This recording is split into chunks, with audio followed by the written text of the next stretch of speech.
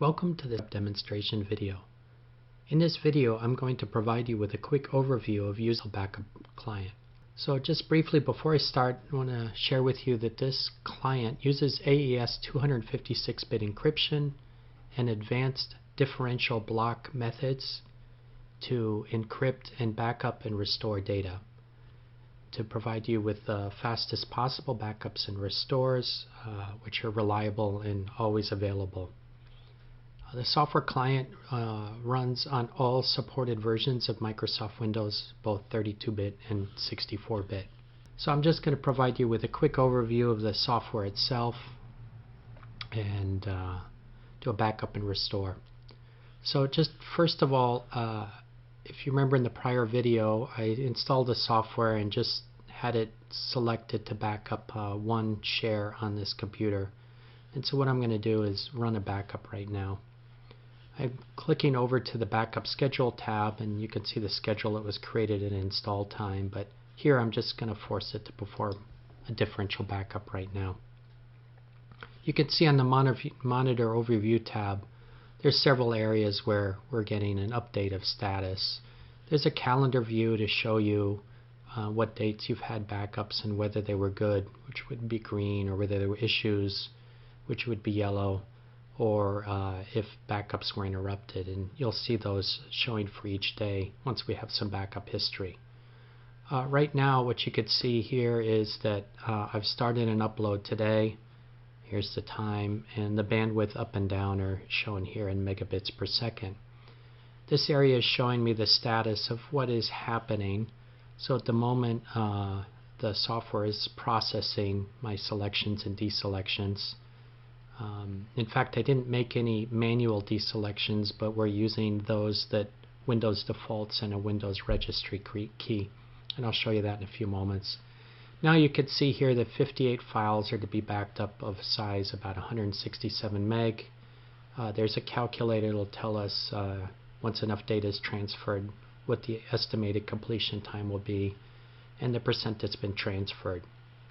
So we can get a live status of which files are being worked on right here. We're on file 1. Its size is 167 meg and it's currently being transferred. We're running an upload, and here's the number of files in total, and as you can see down below and up here, the transfer percent is shown, so we get an indicator of what's happening regardless of what tab we are on in the backup client. So we'll just give this a minute here to back up these files, and while that's running, I'm just going to flip over here to the Monitor Email tab, and this is a place where you can configure the software client to send you emails at the end of each backup with your logs attached. And what you do is just fill this in with your own email account information. For example, if you had a Gmail account and you probably want to save and test the settings.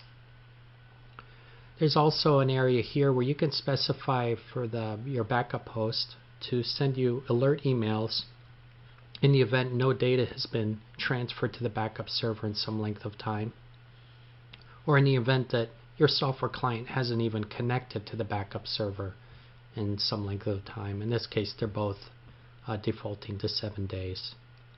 So let's go back over here to the Overview tab. You can see we're still transferring this large file. In addition, the software has a number of tabs here. This is a backup tab, and I mentioned the scheduling is here, whether you want the software to run in continuous mode or scheduled mode. You can specify the software to shut down the computer when a backup's completed. You can delay future backups of the software to run, until a specific date. Right now it's set in the past, so backups are going to just occur. And in this area here is where you can reconfigure the service, the scheduling service that's used to launch backups.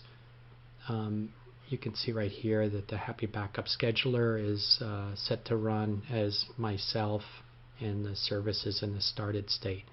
Basically, the scheduling service launches the backup engine to do backups and restores, and whatever user the service runs as is the one the files are backed up as. So that service user needs to have the appropriate privileges, perhaps access to the network, in order to back up files. There's a selection tab here under backup where you can select data. I'll show you that in a few moments.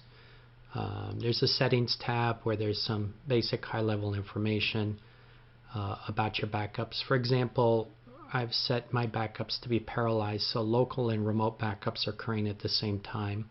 But I might want to serialize them such that first the local backup completes and then the blocks within the local backup vault would be synchronized remotely. Right now I have it activated to do remote backups as well as backup to this local folder, local. I can also specify a secondary local location such as a USB drive so that at the end of every local backup that data is copied over to the USB drive, and then those can be rotated off-site and retained for long-term storage. There's a couple areas here where we're specifying where we want our log files to be written and a temporary scratch space where we'll use. The software has built-in compression, and it defaults to something that's roughly equivalent to pkzip.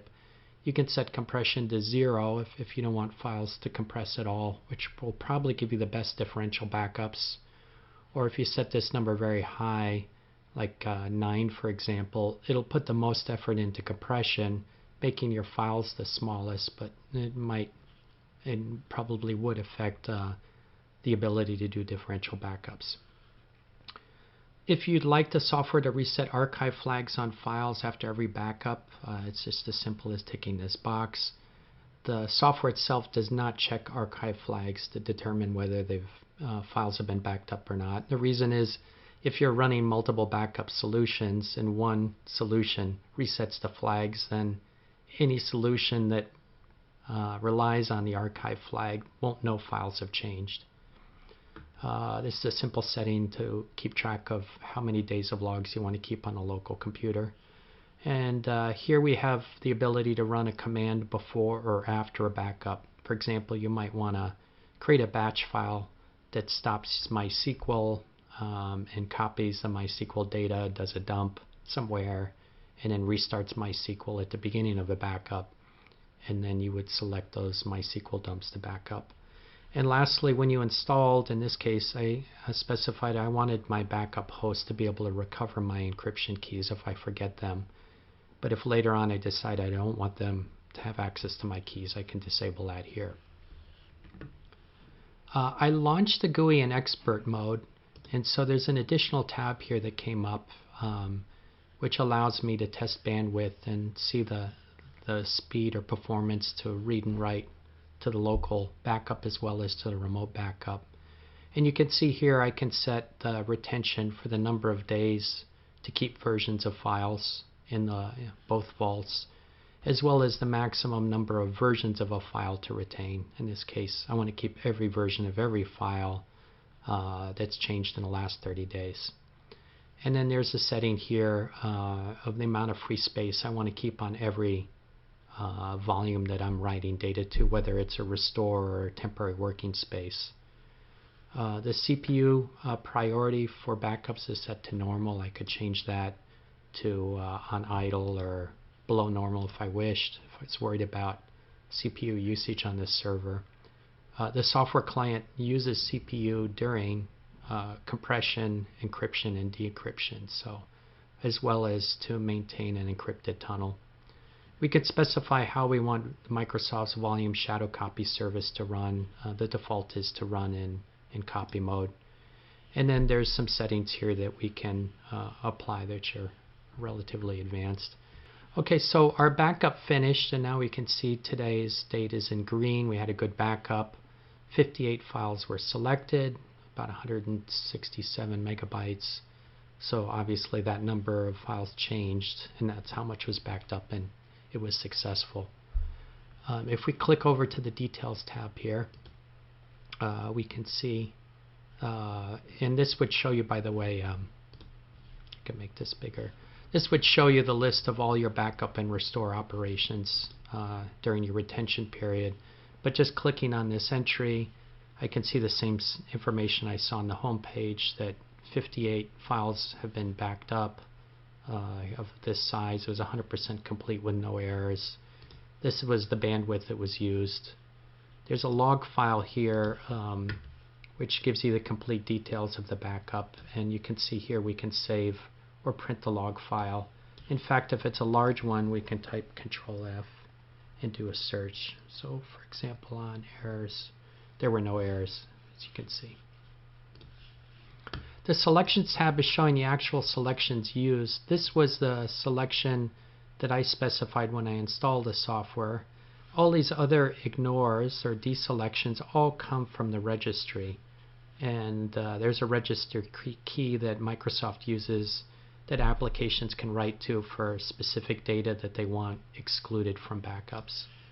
And then lastly here we'll see there's a Storage tab which shows the selected data, the number of files, and its size. We currently can restore 58 files. We've only got one backup, but if there were multiple versions of some files, then this number would be larger than selected, and similarly restorable bytes would be. And after compression and block deduplication, we could see we've got about 39 megabytes in both the local and remote storage vault. Let's see what else we can do here. We'll flip over to the Restore tab, and basically we can restore from the account that obviously we've installed as, but there may be several computers associated with the account. In fact, there is. So I believe I have one other computer associated with this backup account. So I'm asking the server for the backup histories for all the computers associated with this backup account. And we see actually yes, there is another one. So I could actually do a restore from this other computer that's backing up to the same backup account. But I'll just do a local restore. You can restore everything. This is every folder. Or we can drill down and say, in fact, we only want to restore this folder. And we pick selected. Or you can pick a specific file you want to restore as well. You have the option to restore subfolders of the selected folder, or just the selected folder itself.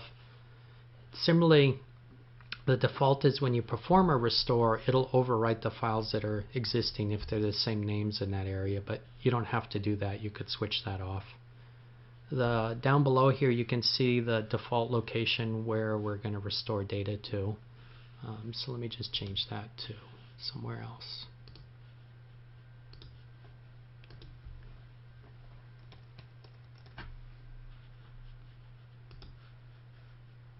Alright, I've restored there before. Lastly, you can see we can pull down every version of every file that's backed up, and then the file names would have date and times appended to them. Or in this case, I just want the latest version of every file that was backed up before tomorrow. But I could specify backup after a certain date, or the modified date of a file rather than the backup date.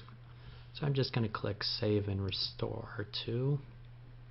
And you can see on the home page here the monitor overview. It's a very similar interface that shows us what was happening during the restore. That was very quick. So I'm back on the Details tab. Here's our download or restore.